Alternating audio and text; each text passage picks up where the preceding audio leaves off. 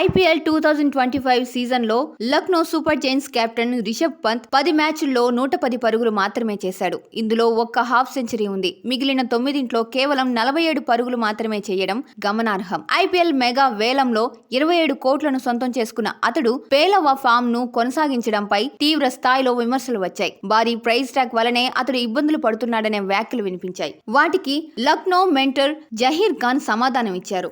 ధరకు ఆటకు ఎలాంటి ముడిపెట్టను. పంత్ అద్భుతమైన నాయకుడు. ఆ విషయంలో నేను హామీ ఇవ్వగలను. సారథిగా అతడి పనితీరు బాగుంది. బ్యాటర్ గా మాత్రం పంత్ నుంచి ఇంకా ఇన్నింగ్స్ రాలేదు. మిడిల్ ఆర్డర్ లో రానున్న మ్యాచ్ లో తప్పకుండా అతడు ప్రభావం చూపిస్తాడని భావిస్తున్నా.